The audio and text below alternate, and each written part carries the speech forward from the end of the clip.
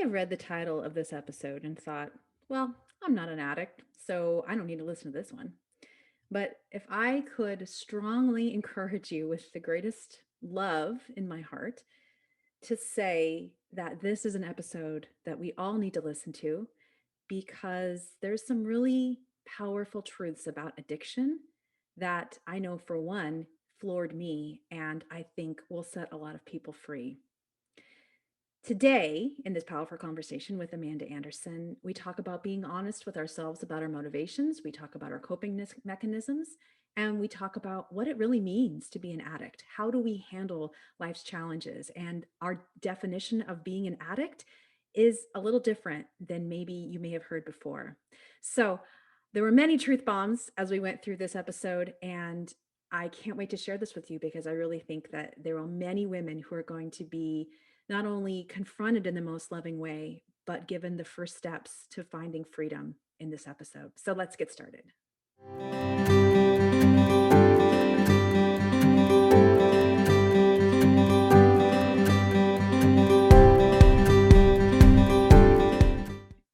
Welcome to the Vibrant Christian Living podcast. I am your host, Alicia Michelle.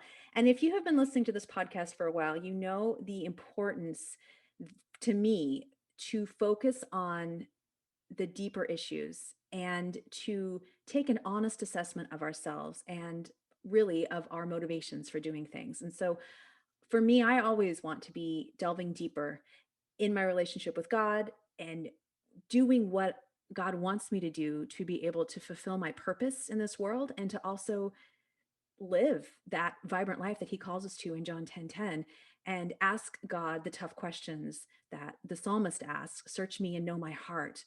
Show me any ways that I am not in line with you, God. Show me what I need to do to be able to grow deeper in you. And that's really an important question if we want to keep thriving in Christ, if we want to find life satisfaction, if we want to find purpose, if we want to find meaning. And so that's why this conversation today with Amanda Anderson is so incredibly transformative. Amanda shares about her own struggles with addiction, and she gives some very insightful and I would say countercultural conversation starters and ideas about what addiction is and what addiction isn't. And she also shares that being an addict doesn't mean that you have to have hit rock bottom, even. It doesn't mean that you have to be some person who literally can't function every day. It doesn't even have to be alcohol or drugs or food. It can be all sorts of things. It's anything that we use to cope with the stress in our life, anything that we use as a way to get through that is not God. And so she shares her story of discovering that, yes, she is an addict and the steps that God has allowed her to take and to even now use this as part of her ministry to women in this incredible new study that she's created called The Bridge. It is a 12-step program that bridges people from the traditional ways of finding recovery to a more church kind of centered environment and really helps us deal with these underlying issues behind addiction. And so this conversation is probably not good for little ears. So if you are listening or watching this with little ones around, I would encourage you to press pause and listen to it when you are by yourself or with your headphones in. And also, we let this interview be a little bit longer than normal because there was just so much truth here. And there's honestly not a lot of Christian women specifically talking about addiction in this way. And honestly, Amanda and I talked for another hour after we got off this conversation because there was just so much. And I see so much heart in her ministry that is to bring healing, is to bring awareness. And it's just, I know that this is a conversation that needs to be said. So let me introduce Amanda to you. Amanda Anderson is a Bible teacher. She's a speaker, she's a blogger, and a freelance journalist in Orange County, California. And her speaking ministry, Heart in Training, reaches young mothers, women's ministries, 12-step Christian recovery groups around the country. And when she's not writing or speaking, she is garage sale treasure hunting with her husband of 20 years. She's sewing quilts at her kitchen table, or she's hanging out with her two daughters, preferably at the beach. So just a little background on Amanda as well. She has written a couple of books, but the one that we're focusing on in terms of the topic today is this recovery themed Bible series called The Bridge that you can find at her website, which is heartandtraining.com. Or depending on when you're listening to this, you may be able to find it on Right Now Media as a Bible study to download. So check it out on Right Now, see if it is still available at the time of when you're listening to this recording. So without further ado, here is that conversation with Amanda. Hey, Amanda, thanks so much for joining us today. Thanks for having me. Yeah, I know you've been on the podcast before. We were talking about friendships last time, but kind of a similar topic in that we're talking about not authentic friendships, but being authentic maybe to ourselves. And you, Yes. yeah, so I wanted to have you on to share about this new project that you just created. I know you have something on Right Now Media, but there was also some other materials that you have on your site. And maybe hmm you could share a little bit more about it and share a little bit Yes. about the story behind how this all came to be. Yes. So this year, well, last year during the pandemic, I had the opportunity to do some studio work of a class that I'd been teaching at my home church, and we decided to record it. It's called The Bridge, a biblical introduction to the 12 steps. And Okay. it's a course that I created for my home church. We have about 30,000 attendees in a You weekend. know, It's small quite church. large. Yeah, little church. And we have a meeting, a recovery meeting that had like 40 people in it. So a small, Oh, uh, wow. a Yeah. small amount of people. And so we created this curriculum to show Christians that the 12 steps were a path to healing for a number of different things, for people struggling with anxiety and depression, for Mm-hmm. compulsive behavior, for alcoholism, obviously, and substance abuse, and then a rampant issue in our culture for what we call unwanted sexual behavior. So whether that's Mm-hmm. looking at pornography or having affairs or whatever, being addicted to romance novels even. Right. Yeah, yeah. And um, we called it the bridge because the idea was to tell people it is okay as a Christian to walk across the bridge from like mainstream Christianity into recovery Christianity, Mm, and that the 12 steps are actually based in scripture and are not secular. They are mm, deeply biblical. They were written by they came out of an evangelical movement mm, in the early 1900s. But Christians often think of it as a secular program, which if you go into AA, they will say higher power right. because they opened AA so that all people, regardless of their faith, could come and meet God in their addiction. So, so I Interesting. wrote this Okay. project. We ended up filming it, and Right Now Media picked it up. Mm, Just signed a contract, and it will be out this summer, which is so exciting. I was meeting with them about my friendship study, which is on Right Now Media, and they said, "Well, what else are you working on?" I said, "Well, I have this little project."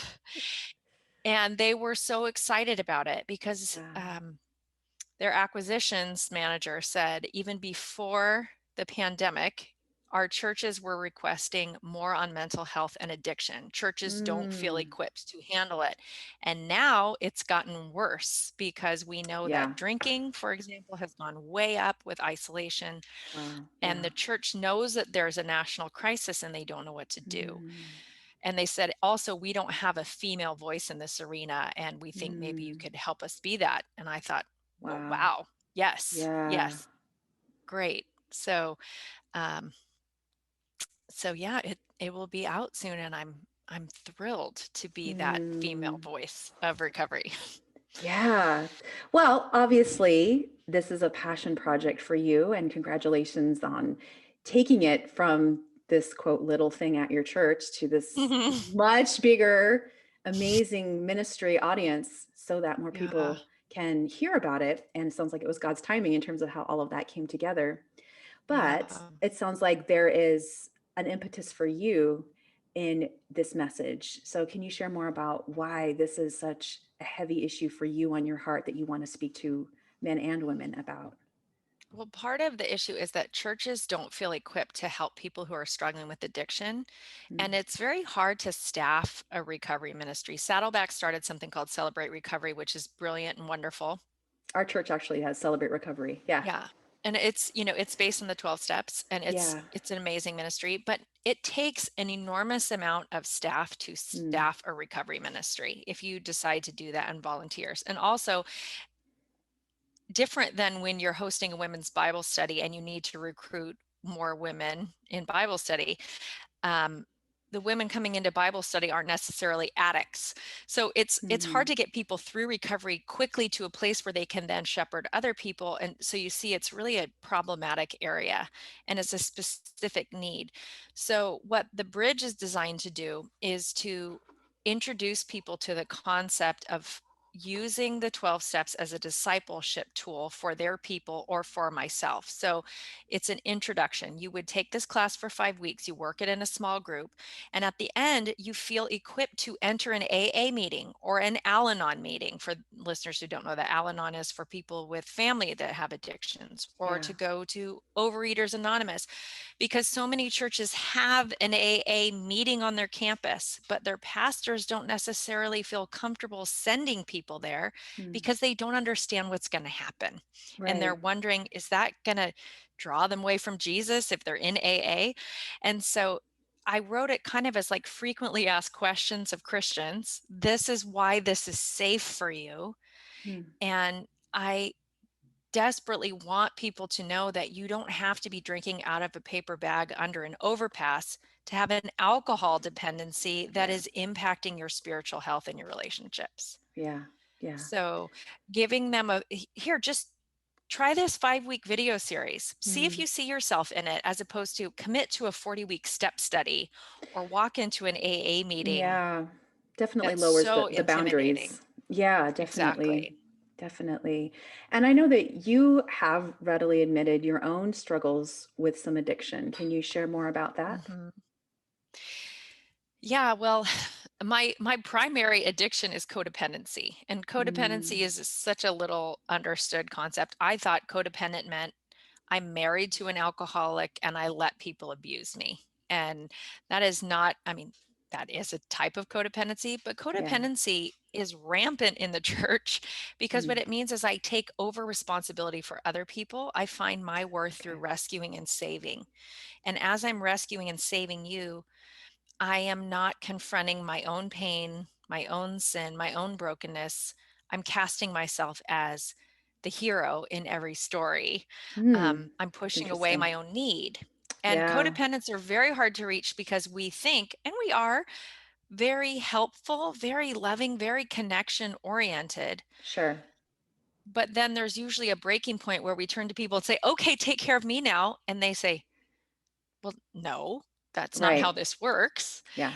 Or they're overwhelmed by the resentment that we've built up while we were serving you, hoping that you would recognize and reciprocate.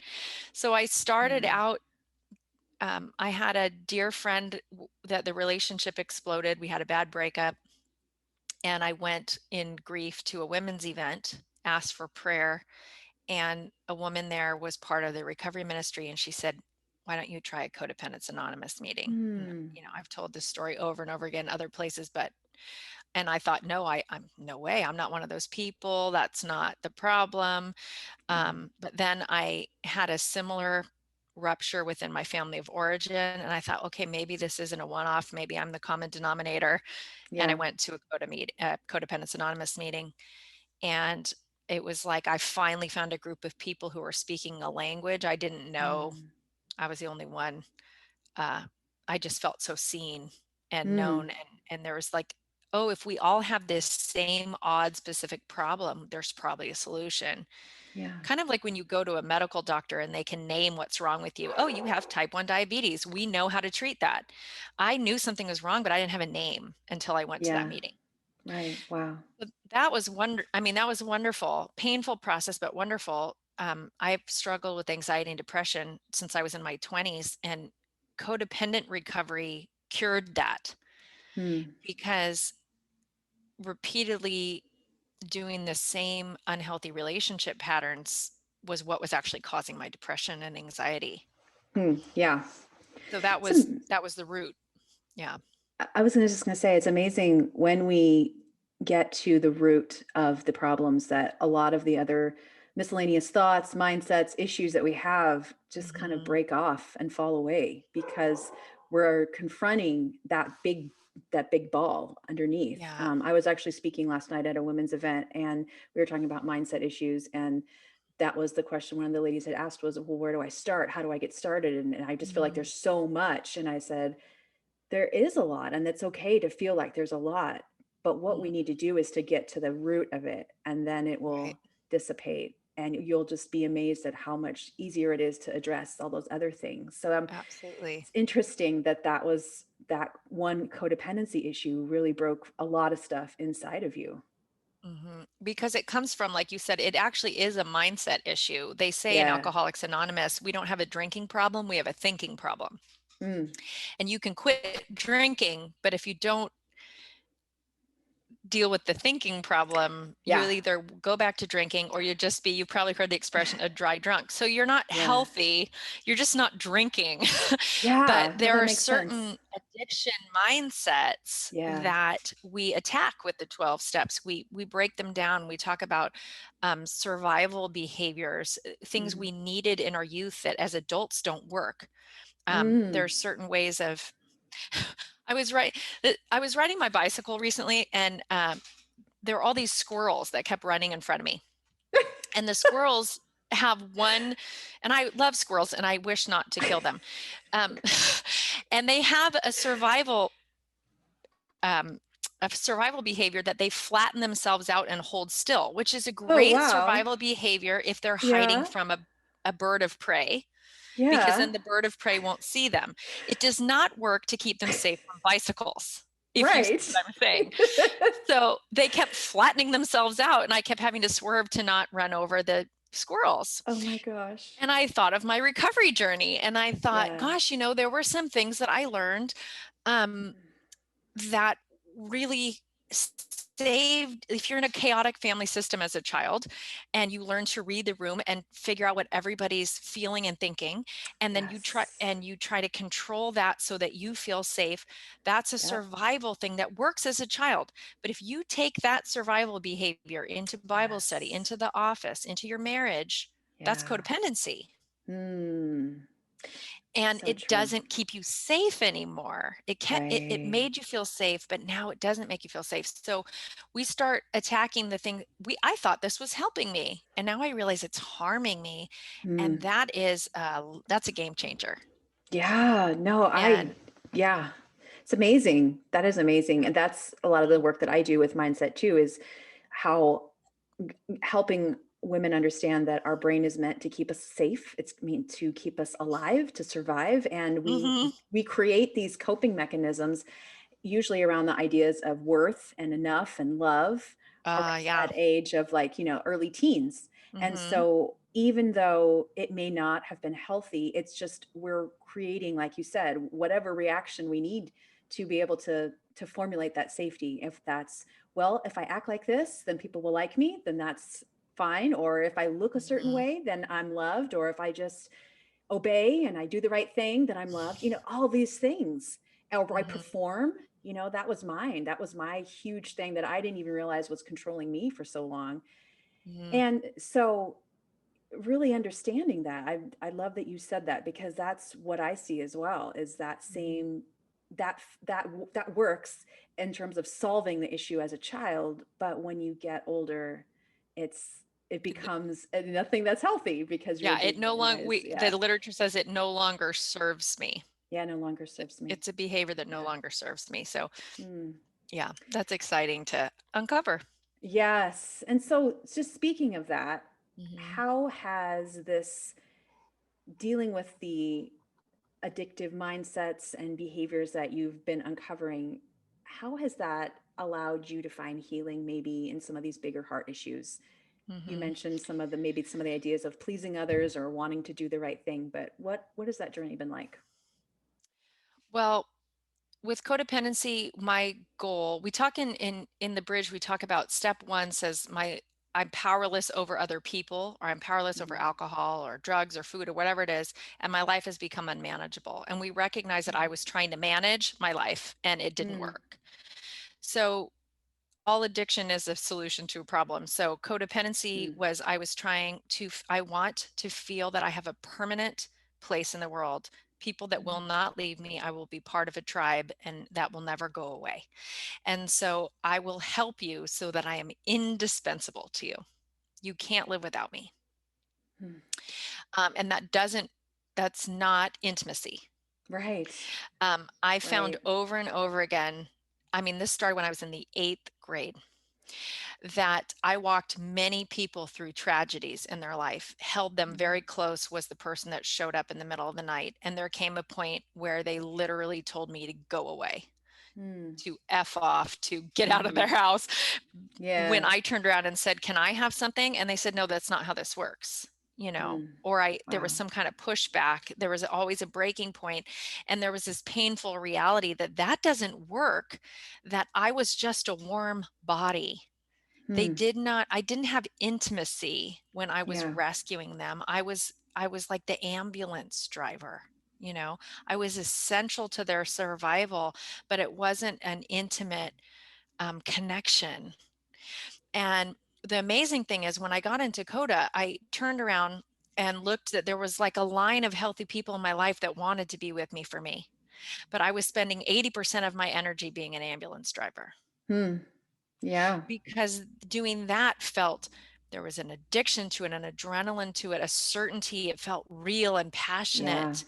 And Makes part of sense. getting sober is it's a little boring, like health is a little boring compared to the highs Yeah. and lows of addiction. So whether Sure. you get an addiction from being a workaholic and meeting your deadlines at the last minute, there's a payout in that. Mm, But when you start managing your life and having balance and Sabbath, at first it feels a little boring and you have to detox from the excitement and the fear and the danger oh of my it. gosh, you're so right. You're so right. Yeah. Absolutely. I agree with that. I mean, Um, for me, workaholism has been something that God had to break in me. I never really thought of it as an addiction in the way you're describing, but you're completely accurate in that. And resting has been a big challenge for me.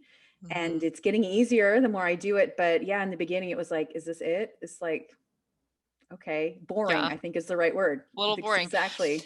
Yeah, Yeah. and so then it was about 2.5 years into, what we say, working a program. I went to a meeting once a week. I have a sponsor. I'm kind of working through the 12 steps. I'm using them in my life and part of how I relate to Jesus.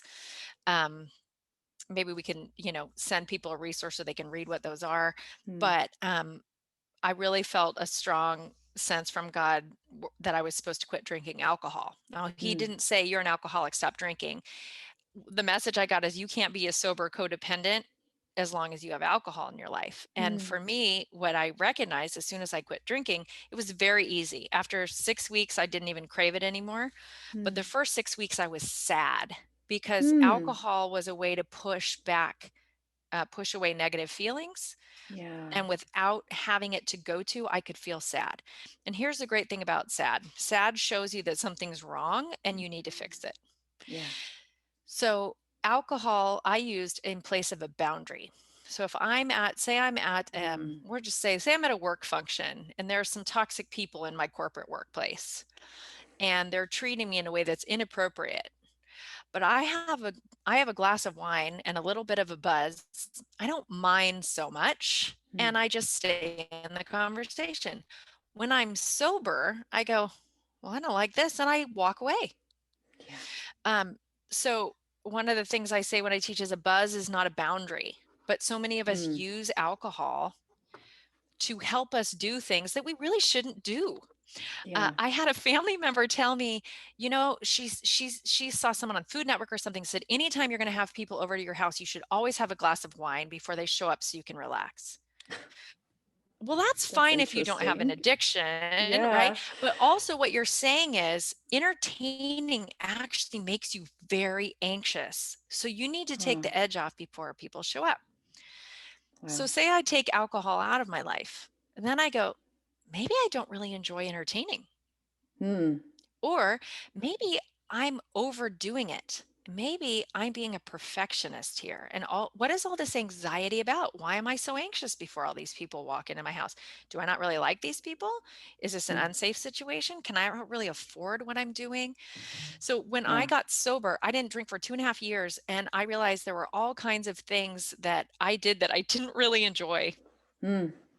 I Wow. also recognize that my children have terrible table manners. When I got sober, that was the first thing I noticed, is that my children were like eating salad with their fingers and just doing inappropriate things. But if I had a glass of wine, I didn't care. That's funny. Yeah. So moms, hear me Wow. on this. The mommy drinking culture is Yeah. so prevalent right now. Mm. Everywhere I go, I see it, I read it. It's on the t-shirts, it's in home goods, it's on everything. Motherhood fueled by wine. Sisters, Mm. wine is not a parenting tool. Mm-hmm. Mm-hmm. What wine does is it makes you not mind the chaos around you. Mm-hmm. But I believe we are strong enough to Yeah. change the chaos around us. And Mm. wine allows us to not care about things that we actually have power over. Mm. Does that make sense? So Yes, I don't know if definitely. I, so You know, it wasn't until, so I let alcohol back in my life during the pandemic. I thought I've been sober for 2.5 years without going to AA. I'm probably not an alcoholic. Um, and so I'm like, I'll have a drink with my friends outside in my neighborhood. And the first margarita I had was so strong, I got halfway through it and everyone else stopped drinking it, but I went to the bottom and ended up laying in the grass. And I mm. mean, not like a homeless person laying in the grass. God love you, homeless people, but just like, I don't know if I can go home. And Yeah. Yeah. in in AA, we understand that it isn't the amount Mm. that we drink, it's the obsession with alcohol. It's Mm. once I let it back in my life, I had to think about it every day. I had to make a decision about it every day. Am I going to drink? Am I not going to drink? Have I Mm. had too much? Have I not had enough?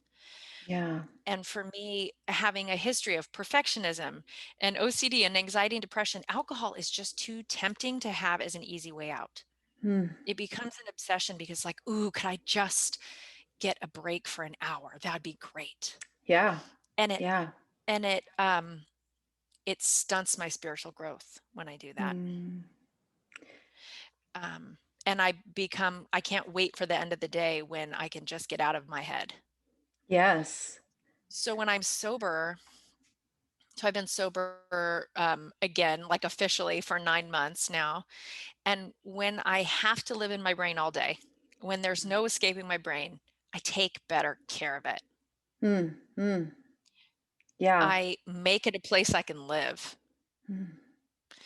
Um, because otherwise it's like surgery with no anesthesia. So it needs to Yeah. not be a painful place to be. I need to be able to and I'm strong enough. That's the great thing I want people to know if they're struggling with alcohol dependency, is that you absolutely are strong enough Mm. to live in reality. Mm. Some of us are the what addicts have in common is we're afraid that we're not strong enough to handle pain, but we are. But we have to give Mm. ourselves a chance.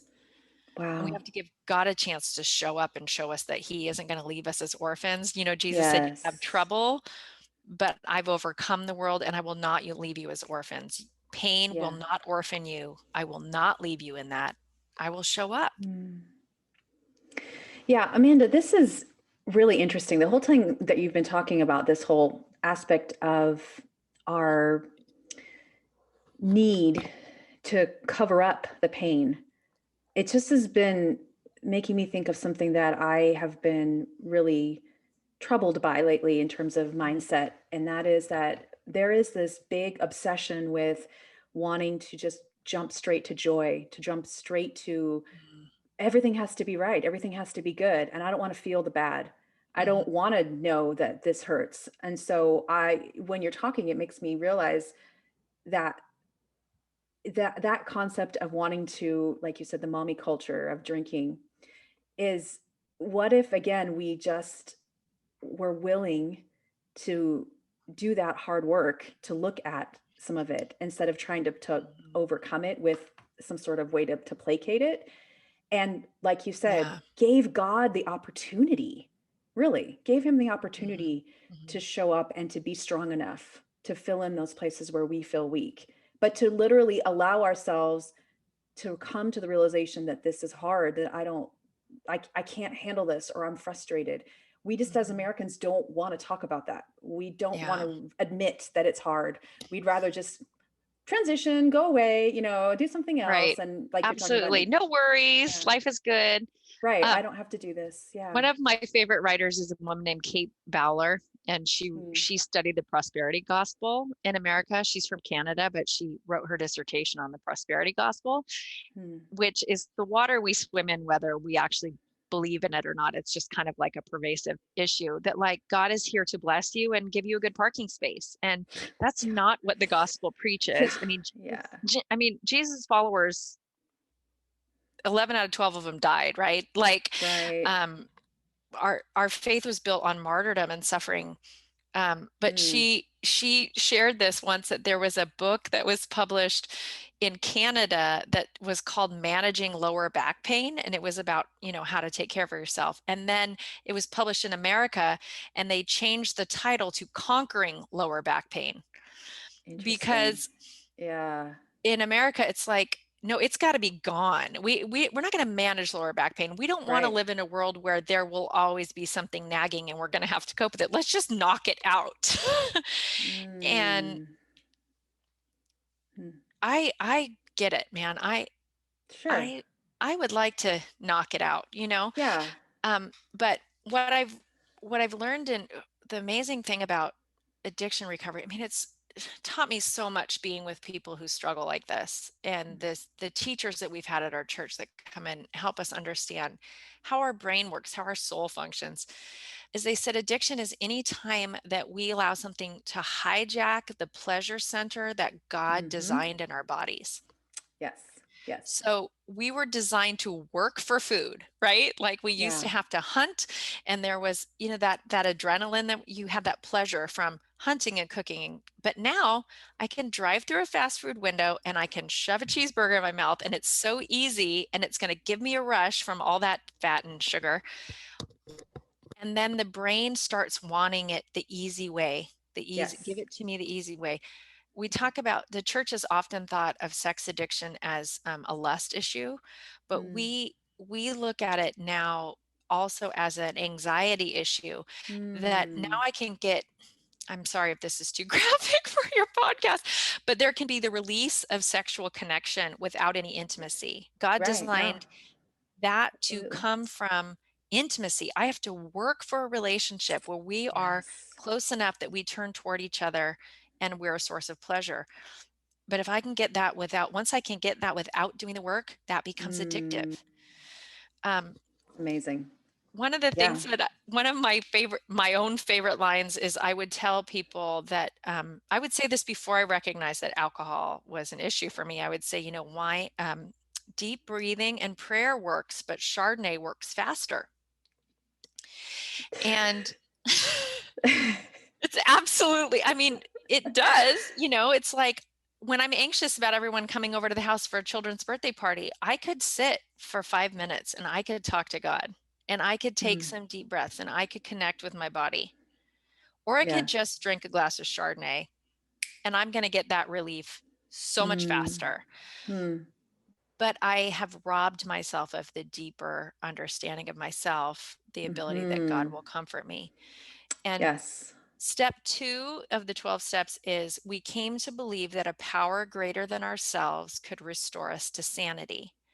And so Mm. in the 12 steps, we recognize that I may be a Christian and I may claim Jesus as my savior, but I might be living as though I don't believe he will restore me to sanity. I will try Mm. everything else first, Yeah. It's and so then true. I will sit in stillness with Jesus. And I don't mean Oh that to my be goodness. shaming, because I'm No. not saying an hour quiet time.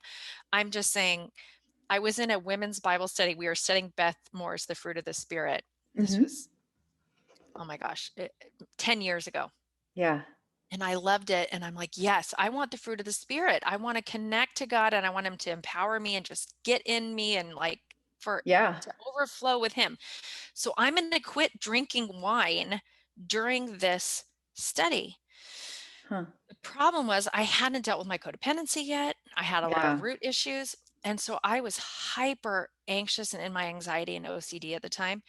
And I Mm. came to my table, my Bible study, and the women at my table lovingly said, maybe you shouldn't give up your wine right now. Like, maybe that's too much. Interesting. Yeah. Now, those women were loving me, Yeah. but what we were expressing at that table is, I don't think the Holy Spirit's going to Mm. work. Hmm. You better keep your wine. Mm. Now, Wow. maybe, and I would that, but that is part of the journey. Maybe Mm. I believe that God needed to first address in me the relational issues and then address the alcohol. For sure. Because Yeah. if I had gone sober, still in the toxic relationships I was in, I probably would have exploded. I don't know what would have happened. No, yeah, Yeah. he's wise and kind to do it a little at a time and to reveal Hmm. these things. But gosh, there's I just was thinking over and over as you were talking about how we're robbed of the intimacy of Hmm. being of trusting God, of letting him fill us, of letting the hard work get to us. I was thinking the other day about we all want the fruits of the spirit. Hmm. We all want them. And we want them delivered on a little silver platter and just, okay, I'm going to wake up, God, come give me the fruits of the spirit today because I'm spending time with you. But the fruits of the spirit are rooted and grown in suffering. Hmm. Blessed are Yeah. the meek, blessed are those who mourn. I mean, that's what the Hmm. Beatitudes say. We Right. grow closer to God when we can depend on him. And that dependence Hmm. has gifts that we can't just get in a quick fix little, oh, well, here's some joy verses. Oh, here's some this verses. And Right. Being what, you're, you've heard the term Instagram Christians. So, I mm, get my devotional reading is what people posted on Instagram. And the thing is, one of the things we say in recovery is I can't pray my way out of something that I behaved my way into. mm, yeah, And so God is good. And also God cannot be mocked. A man reaps what he sows. So I yeah, can't say, God, give me the fruits of the Holy Spirit. Now I'm going to go act every way I was acting, but don't touch my behavior. Don't change right. my thinking Yeah, patterns. right. Don't challenge the way I'm living. Just give me the fruits. And Hmm. for some reason, God, we could talk about the reasons, but for some reason, God says, no, I don't just give I give the fruits of the Spirit through surrender and through skill building. We are Yeah. cognizant beings. He wants to engage our minds in the way that we do that and recognize the gifts that are from him. And so that requires a lot of engagement on our part. Mm, The crazy paradox, what I love about the 12 steps is they are the crazy paradox of the Christian faith. When Paul mm, says, um, let's see, I didn't write this down, so I'm going to paraphrase and I hope I remember it right. But Paul says, continue to work out your salvation with fear and trembling, yeah. for it is God who works in you to will and to act.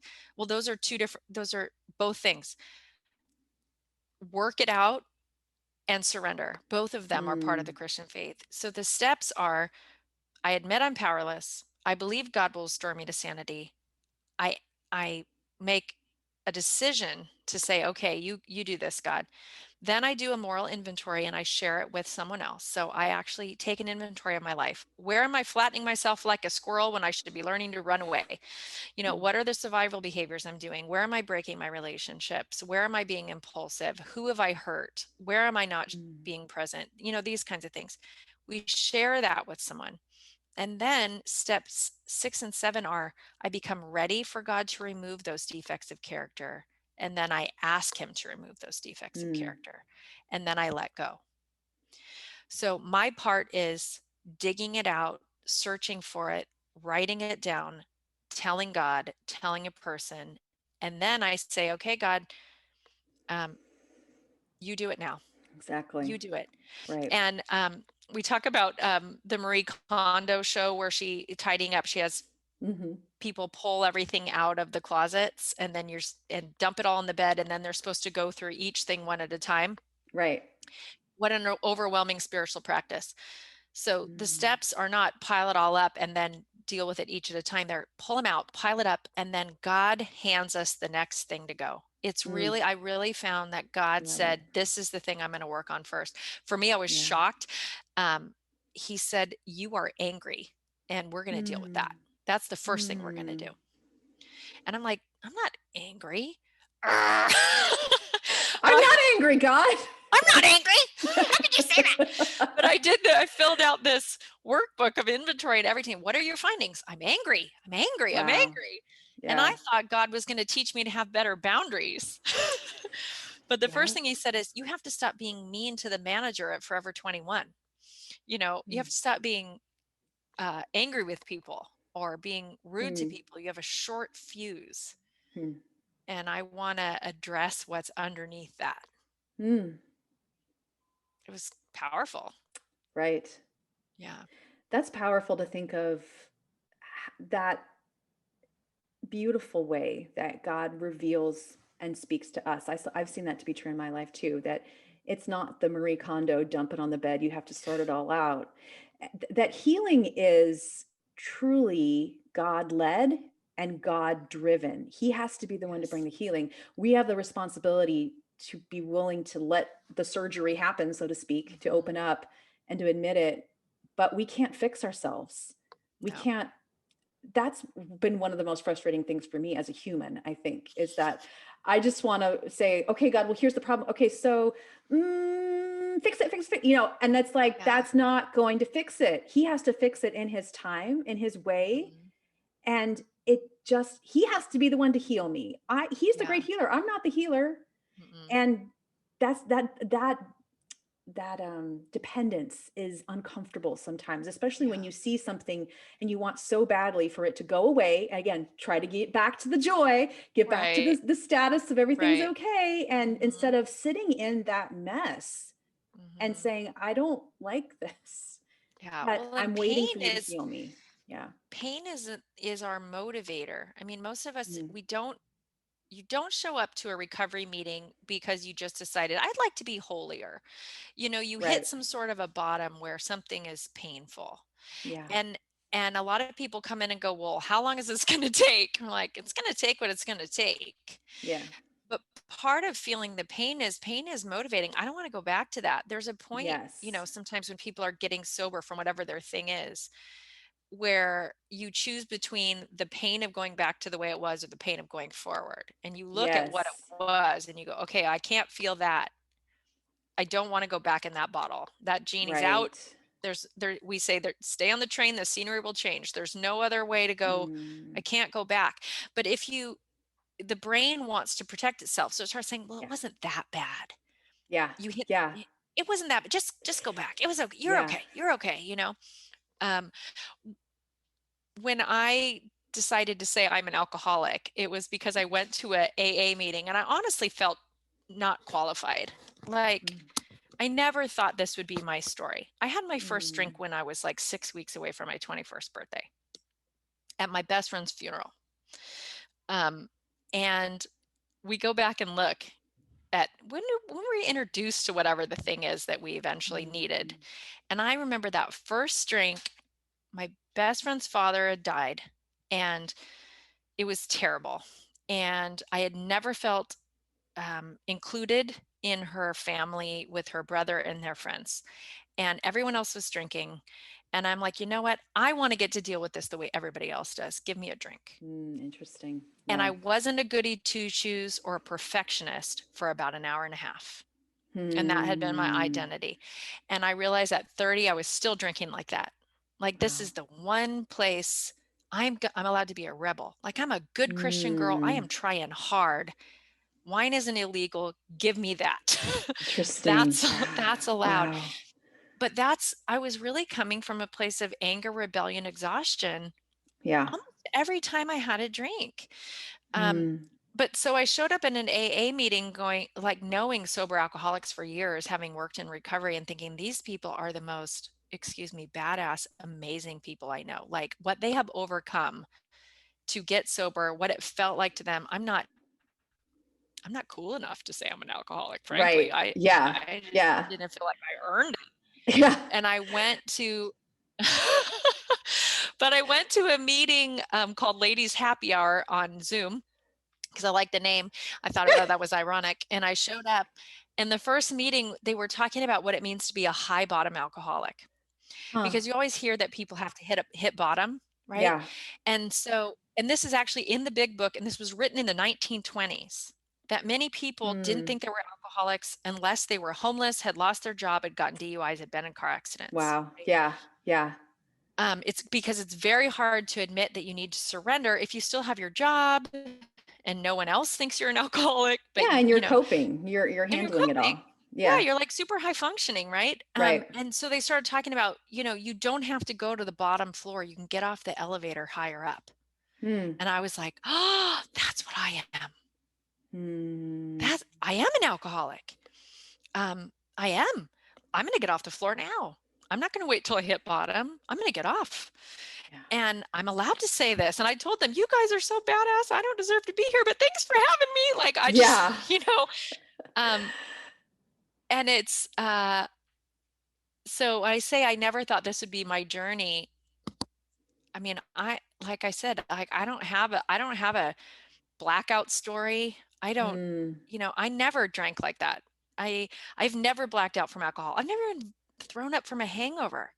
I Mm. just used it inappropriately for a Right. long time. Yeah. And what made me decide, yeah, I better go to an AA meeting is that my 13-year-old daughter, we were on vacation and I was trying to make a wine tasting appointment and Mm. she was swimming in the pool and she said, Mom, why are you doing that? Every time you drink, you don't feel good. You've had a drink everywhere Mm. we've gone. Why do you keep Wow. doing it? And Wow. I said, get out of the pool and go sit in a timeout. I am an adult. I've already told you this. I make the decision. You go sit over there. Mm. And Yeah. I went, oh no. I mean, it took me like 2 days. And I went, what did I just tell my daughter? I just told her, Mm. your instincts are wrong. I don't want your feedback. You see a problem and I don't want it. And I'm punishing you for your insight. And that's Wow. something, the kind of mother I never wanted to be. Yeah. And I Yeah. never was about, and I am not about most things. And that was a sign it was a problem. When you quit drinking and you say to people, I don't drink anymore, it's really interesting their reactions because people who have a healthy relationship with alcohol typically go, hey, cool, good for you. And the ones that don't go, don't ask me to do it. Ah, yeah. Or they immediately start saying, I only have this much to drink. I don't need to quit drinking. I'm like, okay. Huh. But Wow. it's like something rises up, like, please don't take that away. Like if you told me to give up Right. sugar right now, Alicia, that's how I would react. Like, Yeah. please don't tell Yeah. me I Yeah. can't have brownies. I keep saying, please, God, please don't tell me I have to One give up thing at a sugar. time, right? He's Why, not going to take please, all of it. please. But Oh my gosh. Wow. yeah, but that was a moment. I haven't had a drink since that day. That was the Mm. last one. And I went back to Mm. my daughter in tears and apologized and told her, you were right. You are a smart young woman and Mm. you have a good instinct. And when To you notice it. Yeah. feel in your gut that something is wrong, you should trust it. God gave you that. Good for you. I'm sorry. Mm. I punished you for telling me the truth. Yeah. Gosh. Wow. Well, that kind of leads to the last question that I wanted to talk about. Mhm, And that is, I mean, you've shared very freely today here in this conversation about mhm, your struggles. And mhm, that is not always something that we can do in a safe environment. So, what mhm, advice or encouragement would you have for those who might feel like they're struggling or they're not sure or all that kind of thing? mhm, How do you share without oversharing? How do you share with the safe person? What is that? mhm. How does that work? That is such a great question and something I talk about a lot in friendships. But I really Mm. think that first we do reading.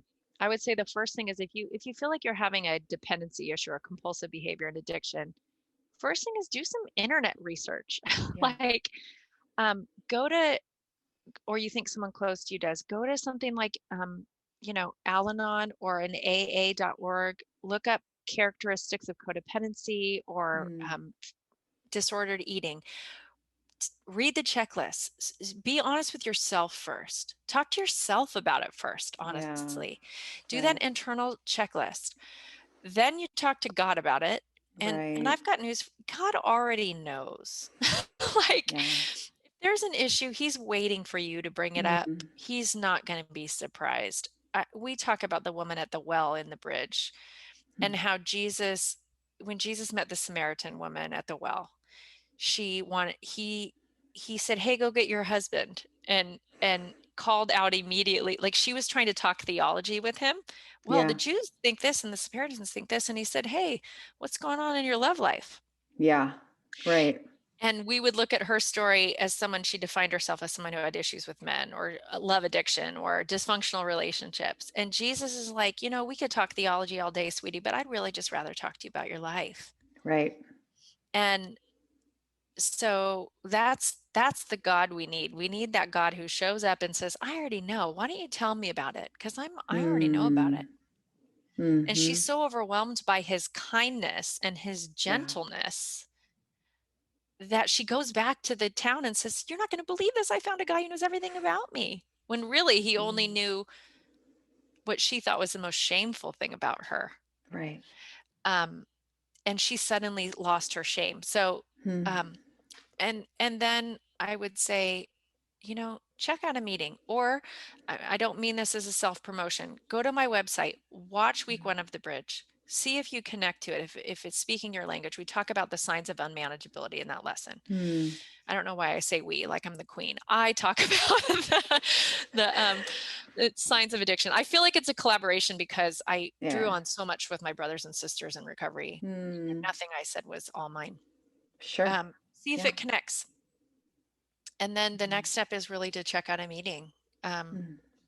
or talk to a professional counselor. I really think when we're talking about issues of unmanageability or addiction like this, it's really a good idea to talk to a professional, because I will tell you that even a couple of my best friends aren't really sure that I'm an alcoholic. Or when I've told them Mm. that, they're like, "Really?" One of them Nah. gave me Or a like, wine yeah. tasting book for Christmas. Like she's Oh, so wow. like, because even the people that know us best don't always know the internal stuff that's going on, and might Mhm. actually, in well-meaning ways, like the women in my Bible study, go, "You're fine. You can Mm. keep drinking." But if you feel something's off, you should trust that. And when you Right. find people with the same issue that speak your language, then there's a connection. Mhm. So yeah, I would say keep it Mm. in a pastoral and a clinical place until know, or if you have a friend who's been through something like that, to reach out to Yeah. them. Yeah. But maybe don't bring it up in your 20-person Bible study. Yeah. That's great advice because you're right. It's something that we need to get a conviction about and a if the Lord is putting it on our heart, we're not there to go share it to everybody else to get that confirmation. Mm-mm. We need to go to the Holy Spirit first, sit with it, have God speak to us about it, be Mm-hmm. honest before Him, Yeah. get the help before Him. Like you said, you had some friends who were like, "You don't have a problem," and you're like, "No, I kind of do." And Yeah. that, I mean, it's not helping us or what God's trying to do by trying to open this up and bring it to the light by saying, "What do you think? Do you think this is a problem? Like, do you feel?" It's not really their opinion. It doesn't really matter. It's between what God is telling you and what you're feeling. Mhm, And that loving conviction, not, condemnation side of it, but just mhm. the conviction of, That nudge. yeah, Yeah. there's more here. I want to love you. I want you to see more in your life. I want you to Yeah. have more. And this is in the way. That's just faith in general, growing spiritually is Right. what's in the way and what do we need to remove to go deeper in Christ? And this is just another name for that, in my opinion, is Absolutely. yeah, something Well, that's and in the way. you talked about how we want to go straight to joy. And Mm. one of the things that we can do a disservice for people in the church is we're uncomfortable with them um, talking about an issue we know we can't solve in the next hour. Exactly. Um, Exactly. Yeah. we want Yeah. the miracle healing. We want to go for prayer. And we want it to Yeah. go away. Yes. And we can do people a real disservice in Christian community when we don't, Mm. when we minimize their pain and their sin. We don't, Yeah. if someone is confessing a sin to you, let them have it. Don't let them have that Exactly. moment. Yeah. It Yeah. sounds like you're really in a place of repentance. I'm Mhm. proud of you for seeing that. How can I support you as you unpack that? If Right. someone, because we do something at our church that we call cardboard testimonies, and it's part of our discipleship 10-week program where they have you write kind of a before on the front, and then you flip it and there's an after, and they videotape people, and it's like, before this group I felt like this, and now I feel like this, and everybody feels good, and it's like, God works, yay, look, God worked in 10 weeks, all these people were this and now they're this. Check. And I'm like, I don't know anybody who's had spiritual growth like that. Yeah. I Yeah. mean, there are moments where you have this revelation, but I don't know Sure. anyone that didn't have to do the work. Mm-hmm. And we have a Right. culture of Christian events where we go and they say, go out and be the feet of Jesus. Yay. And we send people running out who have chains around their ankles Yeah. of their own sin, their own brokenness, their own compulsive behavior, their toxic relationships, whatever it is. And they're going to trip and fall. Right. And so part of my passion is when I teach a retreat, or I teach at a mothers of preschoolers group, I always tell even if it's in 2 sentences, I tell my struggle with anxiety and depression, I tell my 12-step journey, because I Mm. want to normalize the idea that spiritual growth is slow and it's hard. Yes. And it's not a straight line. It's curvaceous in the journey. No. And we don't like that Yeah, either. We because if want we it to sell the be just cardboard A plus B. testimony when right. And if we sell the cardboard testimony to people, we do them a disservice because they think that's how it's working for everybody. But for me, it's not working. Jesus isn't working for me. And so I Yeah. want to be a voice that says, Jesus is working for you. He Yeah. just works nice and slow And in his own way. Yeah. in his own way, Yeah.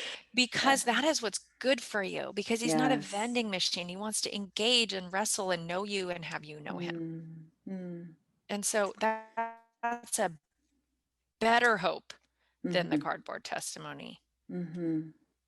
Gosh, yeah. Huge. We could talk a lot longer on all of this, I'm sure.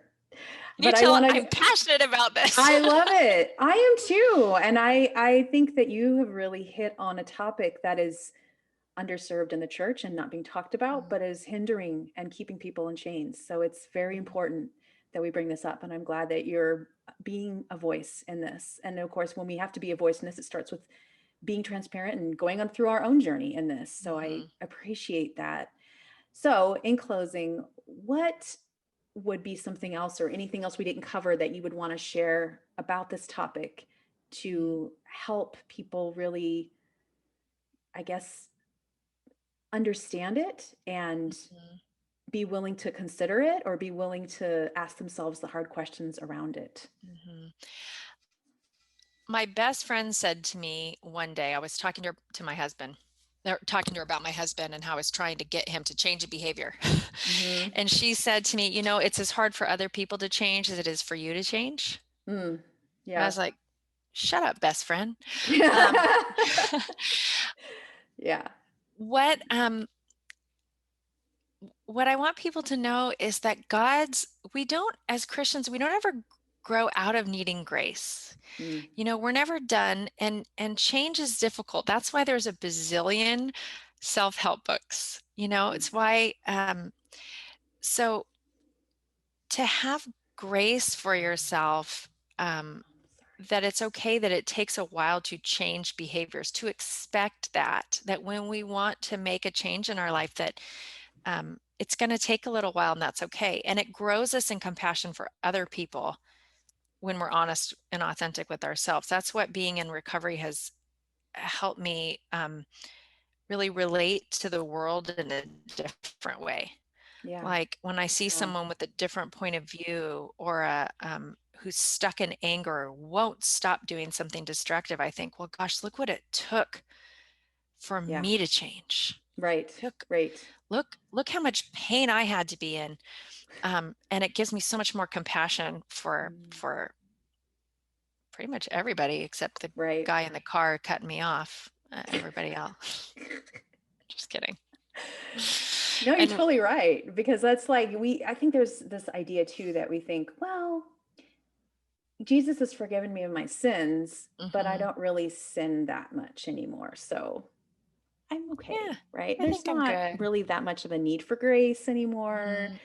And I used to be really bad, but I'm not so bad Right, anymore. I'm And not it's so not bad anymore. right. It's not that I'm Not that we're still It's not that I'm continuing in so sin. bad, it's that I'm still just like, I I wanna still, be dependent on God. That's the goal, is we're yes, supposed to be meek right. and dependent on we're supposed to be meek and dependent on God forever, Yes, and yes. it that's and then if I could have one more parting shot, it's that, um, you don't have to be the worst person in the row Mm. at church to go for healing. Mm-hmm. Um, some I find that it is easier to convince someone they're not too far gone. You Mm. know, someone who's hit bottom, it's easier to reach them and say, yeah, let's get you some help.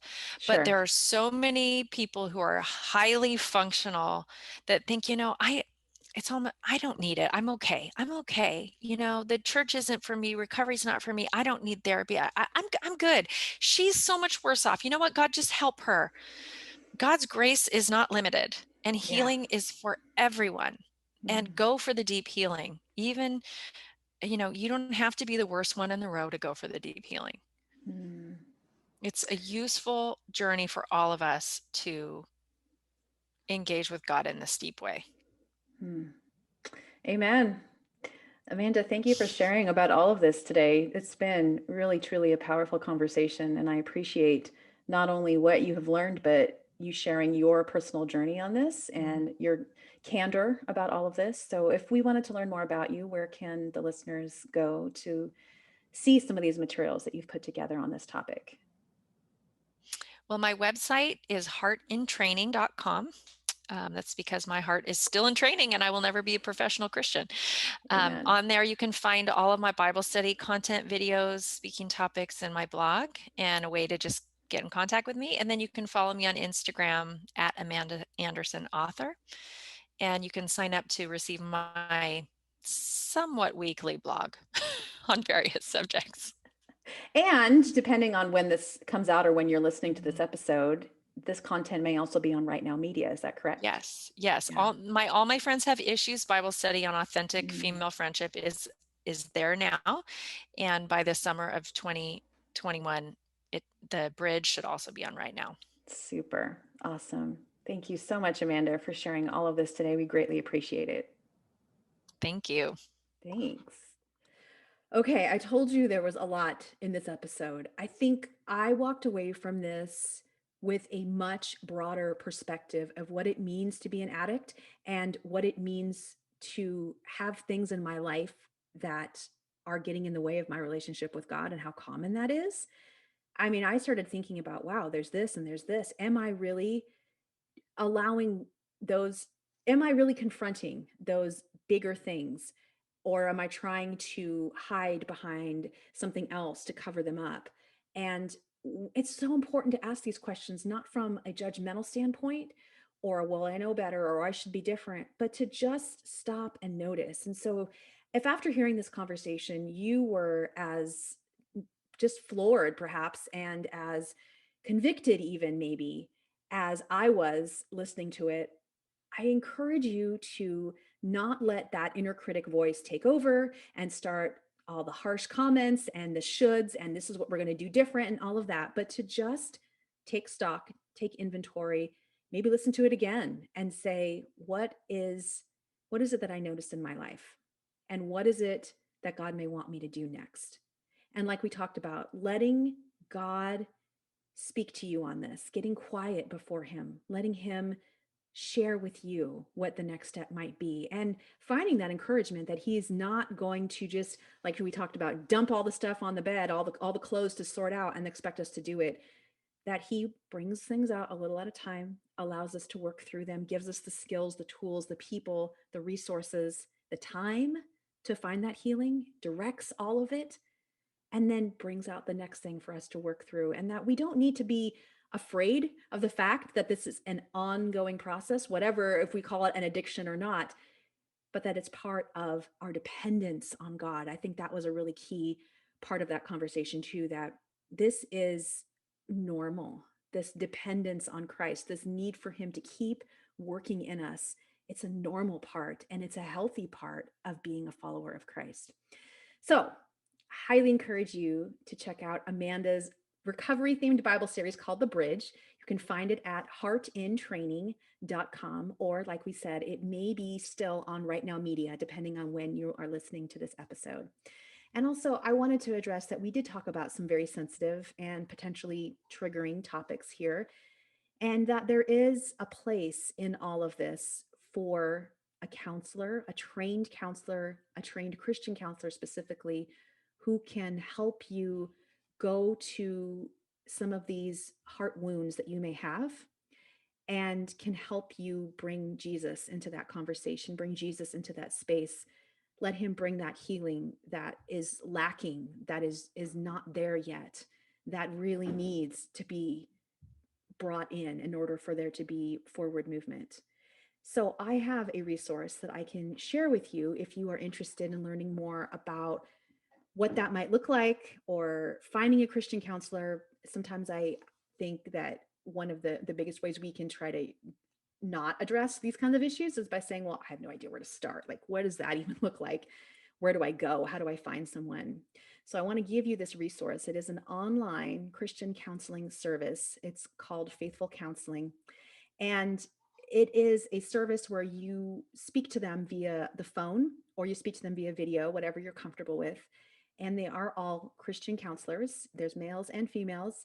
They they track you, or they set you up with somebody who is a specialist in working through the needs that you have and is a good fit for you. If you find someone, you start working with them and they don't fit with you, then you can try another counselor in their service, and they're very reasonable. So I refer people to them and have had some success with that and wanted to share that with you. So in order to work with one of these counselors, you would go to the website getfaithful.com/vibrant. And again, in full disclosure, I am an affiliate for Faithful Counseling and receive a small commission for anything sort of service that you may receive from them. But I do believe that they are a great resource because you and I are probably not in the same city, and we probably aren't even in the same state or maybe even in the same country. And there needs to be a great resource that we can send people to, no matter where they're at, to be able to get this help that they need from a Christian counselor in a private, reasonable way. So again, to find out more about that, you would go to getfaithful.com/vibrant. All right. So there are some heavy topics today that we talked about. But friend, truly, I would love to hear what your take was on this episode. I would love to hear what the Lord stirred up in your heart. Please, please go to Instagram, share with me some things that really stuck out to you, some things that were huge ahas for you, and even tag Amanda there. I'm sure she would love to have more conversations with you about this topic too. This is something she's obviously very passionate about. And I too want to help you figure out what is it that God may be saying to you and to help you find healing. So to be able to have those kind of conversations, go to Instagram. I am at Vibrant Christian Living, and just find the post that relates to this topic specifically and send me a message or put a comment on there. And I would love to dialogue with you. Have a great rest of your week, friend. These conversations, they're powerful, and I am praying for you as you listen to them, that God will speak to you exactly what you need, that he will encourage you in the areas that you need, and that he will continue to lead you towards that vibrant life that he has for all of us. So take care. I look forward to continuing to talk about these things with you on Instagram. Have a great day. Bye-bye.